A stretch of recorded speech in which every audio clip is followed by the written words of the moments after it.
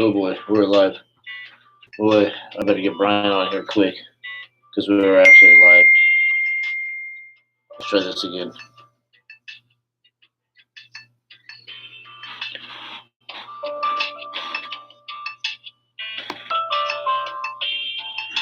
I don't know if you guys can hear the music.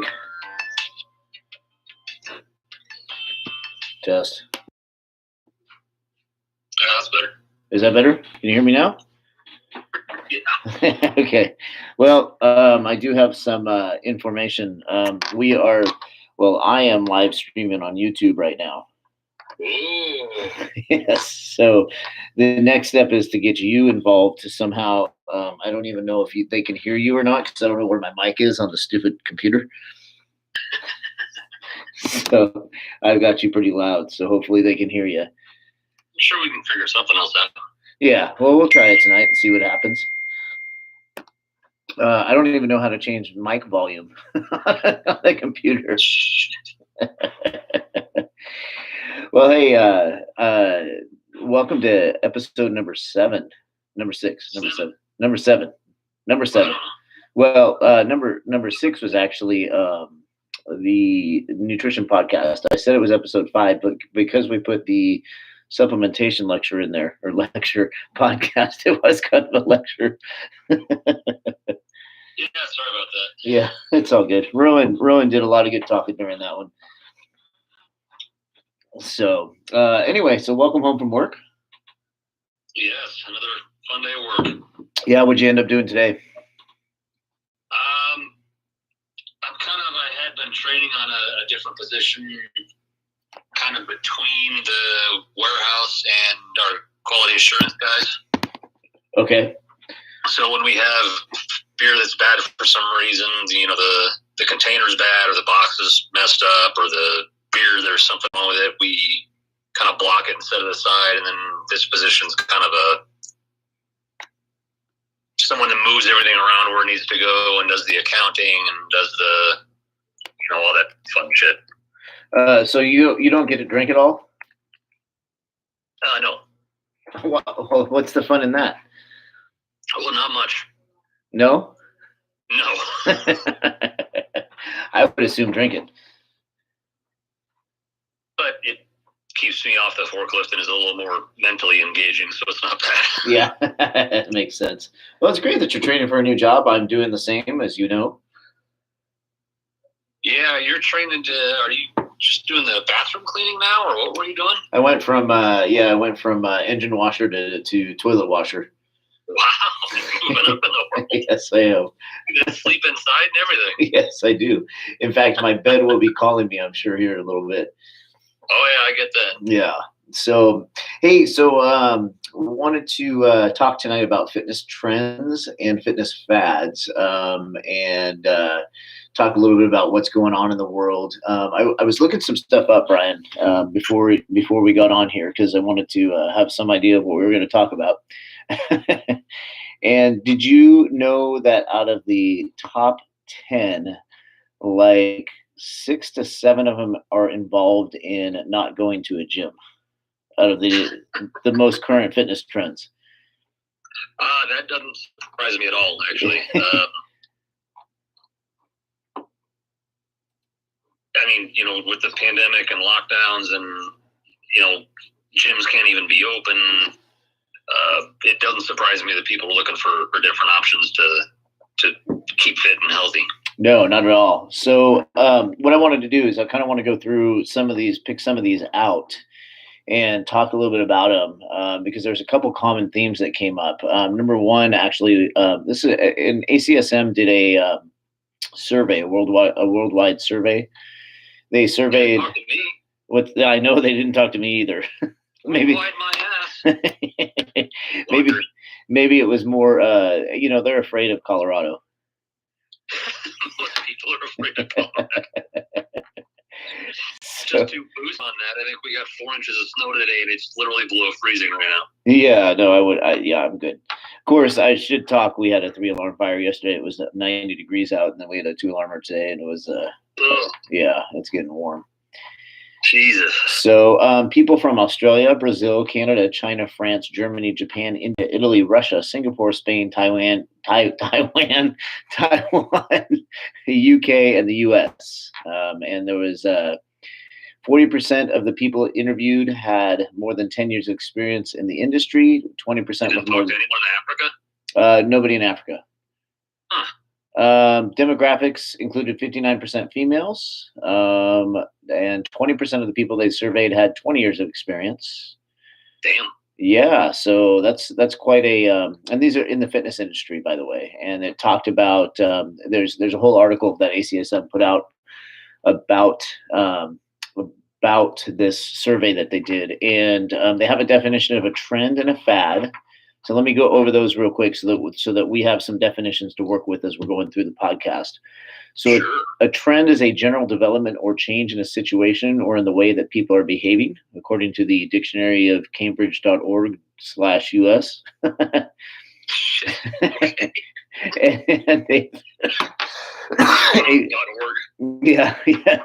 And a fad is a fashion that is taken up with great enthusiasm for a brief period. Sounds about right. Yeah, so that's kind of something to think about as we're talking about these things like the shake weight and the ab rocker and the fucking shake weight. Yeah, you remember the shake weight? Oh God, yeah. I swear to God, that thing was just a troll on the fitness industry. Oh man, was it ever? Yeah, it was the greatest thing ever, right? Oh my God. Yeah. So hey, Brian, do you know where microphones are? Yeah, they did. They definitely did sell a lot of them. So, hey, do you know where microphones are on the Macs? I'm gonna have to look that up. I'm still trying to mess. I don't know where shit is on a Mac. I'm lucky if I can find the keyboard on those damn things. Yeah, I found it. Hey, perfect. Okay, now I know where it is. It's on the left-hand side, and there's two little holes, and I think I'm talking into them right now. Yes, I am. People are gonna think we're really messed up after listening to this. Well, of course they are. I can't hear anything anymore. I go straight to something bad. But you can still hear me. Yes. Okay, perfect. Well, that's because I'm something bad. Well, at least according to the FCC. Yeah, well, check the CambridgeDictionary.com/org. I'll look it up right now. A-hole. Not that's a hole. Okay, so I got to tell you, so this Men's Fitness put out, or Men's Journal put out the 25 biggest fitness fads of all times, and they consider them fads, but they were kind of trends. But the shake weight came up, 8-minute abs came up, Jane Fonda videos, Thigh Master, Body by Jake. Aren't you scared someone's going to come up with 6-minute abs to push you out of business? Well, heck yeah. No, 7. Body by Jake. Do you remember Jake? Oh yeah. Yeah, Body by Jake is on their list. Tybo's got to be on there. Tybo is number 2 on there. Oh yeah. And the Bowflex is number 1. Really? Yeah. Wow. It's again, it says fitness fads, but like the Wii Fit is on there, which I actually think is has gotten people off of their asses when they're playing video games. Oh yeah. Yeah, I think that's great. Yeah, these things aren't necessarily bad. They're just perhaps a little short-sighted. Yeah. Couch to 5K.